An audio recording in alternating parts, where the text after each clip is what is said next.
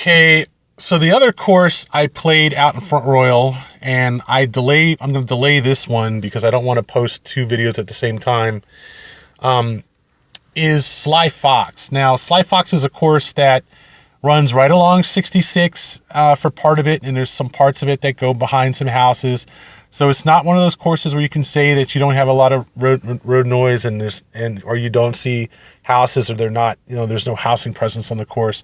But at the same time, I think that's only the case for maybe 5 holes on the front side, certainly the first and second and third holes, and the houses you see for like the third, fourth, and fifth holes, and about half, most of the front 9, I would say, you're going to see houses on it, and the road noise is at least on the first 3 or 4 holes.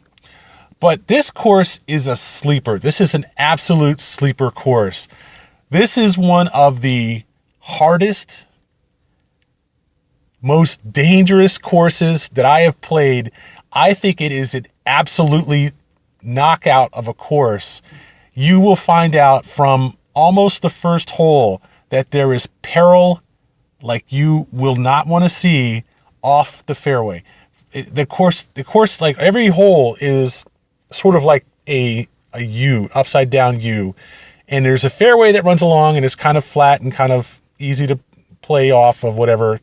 A little bit of elevated greens, a little bit of elevated tees now and then, but mainly the peril is on this course, if you are off the fairway by like 20 yards left or 20 yards right, maybe not even 20 yards, there's a 45-degree slope down into some waste or some ravine or some valley, or even down into a lake. It is a brutal course if you miss fairways. Absolutely brutal.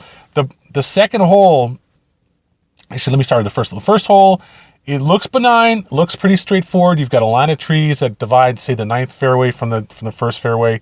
But if you look off to the left and you kind of, notice that there's not really much going on over there, you can't really see much. It kind of looks like there might be some bumps and hills over there like a normal course would have to block you from going over to the left if you're lucky and keep you from going over into trouble. There's not really much over there beyond the first 2 bumps, and you're kind of distracted by the road noise from 66 going by. And luckily it's the end of 66. There's not much traffic there, and it's just like a 2-lane going by, but it's there, and it's a little distracting, and it kind of takes you away from the fact that there's a deep ravine. It's kind of maybe 20 feet down off the fairway over there on the left, which is enough of a challenge to hit out of, but not something you want to be playing out of.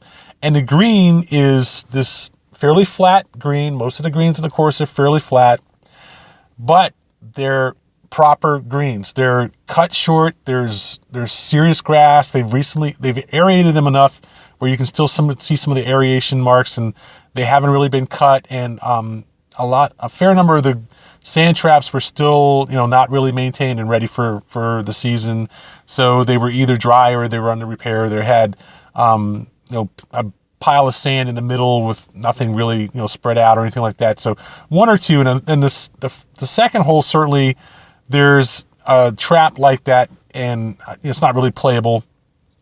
But what you see on the first hole is there is a green, at the end of, say, the 350 for the par 4, and then behind that green there's this big drop down into this gully, off to the right, big drop down, and then on the other side of the gully is where the par 3 is for this number 2.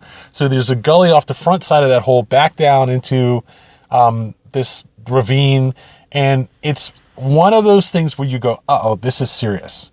You get through the second hole, or the second tee shot, where you have to hit 150 over a gully, and it has to be green high or something, or you're going to be watching your ball bounce down the hill towards this gully. You realize this is a serious course. The third hole, unfortunately, there's a line of houses off to the right, an OB to the right, and there's a fence off to the left in woods and stuff, and it's kind of like a crescent right hand, but it's a long par 5, and it's a long, solid, almost straight par 5 that is a nasty par 5 if you don't hold your fairway. again and again and again, you will learn on this course, you will see on this course, it is relatively straightforward as long as you have no problem hitting the ball in or near the fairway. If you start, taking hikes 20, 30 yards off the side of the fairway, you're going to be in a lot of trouble on this course. And it was kind of cool to see that because there's a fair amount of trees that you have to play around. There's a fair amount of verticality, and the fairway gets very narrow in some spots, and it can be, maybe 20, 30 yards across. But the further and further and further you progress into this course, the more you realize that this is a real course. This is a no joke, solid, top-notch level course that just happens to be a neighborhood woods course. I can't overstate that difference. This is no joke of a course that just happens to be a neighborhood course. And the further you go down through the course, 4, 5, 6, 7, 8, the more you realize that there are some seriously tough shots out there that are kind of hidden by the fact that there are houses in some places, like number 6, there's 3 houses in play right behind the par 3 there.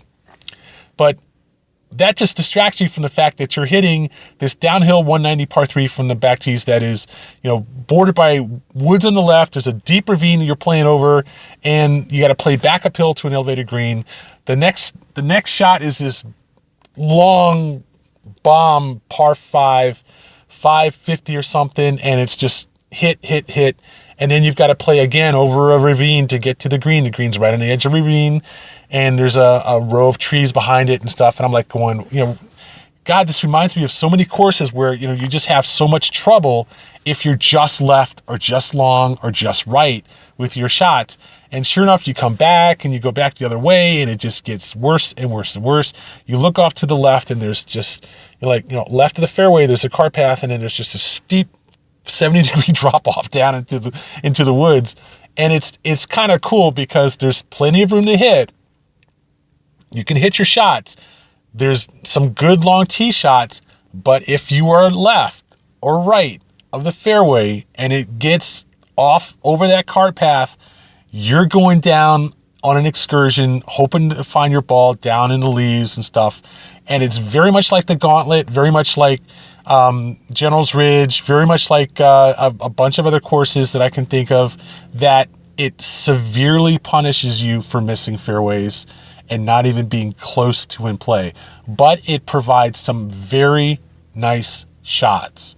Very nice lake shots, par 3 over lake, nice par 4s, nice par 5s.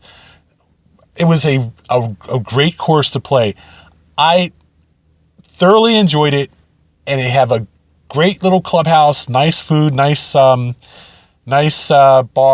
nice tables and everything to sit in with a nice conference or banquet area. And it was $35 with a cart on Saturday at 1 o'clock. I mean, a steal for this course. A absolute steal. I would happily play this course anytime again. And it's just the kind of course you just get out there and just blast balls. And as long as your shots are reasonably accurate and in touch with the fairway, you're in good shape. Your approach shots have to be close to the green, because while there is maybe a small trap here or there or something, the big defense in the green is usually they have trees sort of overhanging behind the green off to the side, and then there's a steep off drop, left, right, back, right, around the green. Almost all the time on every hole. It will hurt you if you can't keep the ball on the course. Absolutely hurt you. Not just that you'll, rack up strokes. You're going to lose a lot of balls in this course if you cannot keep the ball on the fairways or near the greens. That's simple. But it is an entertaining course. It certainly has more than enough verticality to be called decent. A tough course to putt because the greens were very fast. Not something at all that's trivial or second rate. Decently fast greens. They weren't really cut well, but certainly if they were cut well, if they were, and I'd say basically the course was, just a really good challenge. I'm going to just cut this to a chase and say it's an A- course. The greens, I would say, were in good condition. decent condition, but not great condition. They were still a little bit spotty from aeration. You could see the nodules had grown up, and they needed to be mowed down, but they were nice and fast. Good greens. Basically an A- course. That is Sly Fox in Front Royal, Virginia.